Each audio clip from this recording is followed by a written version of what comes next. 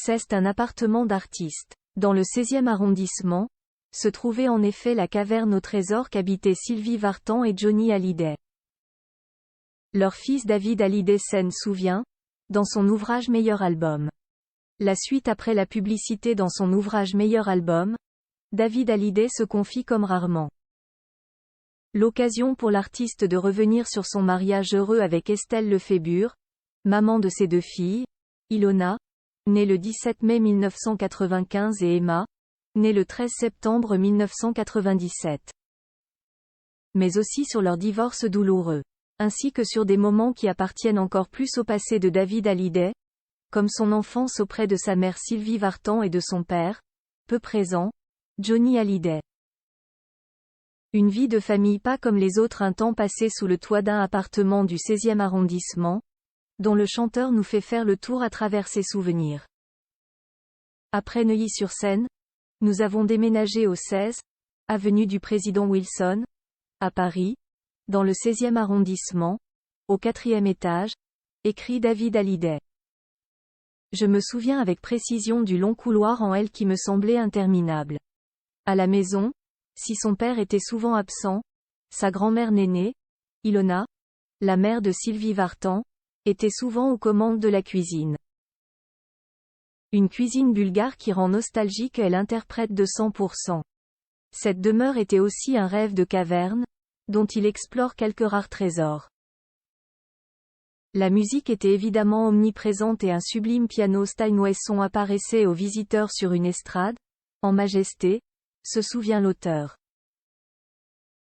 Mais le saint des saints c'était le bureau, autrement dit la salle de musique de mon père. S'y trouvaient deux platines vinyles reliées à de puissants amplificateurs, d'énormes enceintes acoustiques qui figurent encore au panthéon du matériel musical, avec un lourd châssis pour absorber les vibrations, capable de cracher un son clair et tonitruant, un son d'enfer. Le voisinage bourgeois devait regretter que mes parents ne fussent pas des notaires. David Hallyday se souvient d'une odeur particulière et d'une couleur dominante chez Sylvie Vartan et Johnny Hallyday, une guitare blanche, la célèbre Telecaster qui accompagna Johnny Hallyday sur scène pendant des années, était présente dans le bureau, non loin de deux autres merveilles, une Gibson SJ200 Sunburst et sa lutherie massive, et une Gibson Dove, fait savoir David Hallyday. Des disques par milliers, d'Elvis Presley au Rolling Stone, mais aussi une odeur particulière de l'encens qui emplissait l'air et imprégnait les tissus. On sentait l'arôme boisé dès qu'on mettait les pieds sur le palier du 4e étage.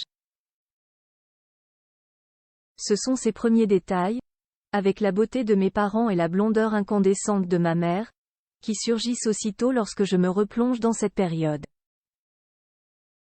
Au rayon des couleurs, l'orange dominait. Chez nous, tout ou presque était orange et acidulé. Je détestais cette teinte de vitamine qui devint elle l'obsession chromatique de mes parents, fait-il savoir.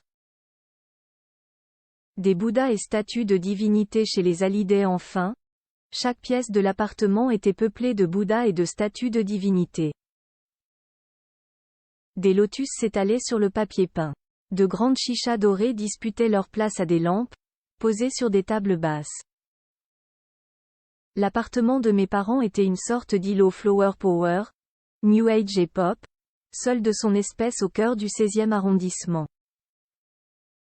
Avec une pointe high-tech tout de même, si on pense au téléphone blanc à écouteurs uniques, vous savez, ceux que les collectionneurs recherchent ardemment aujourd'hui. Conclut-il sur cette maison des trésors. La suite après la publicité. La suite après la publicité.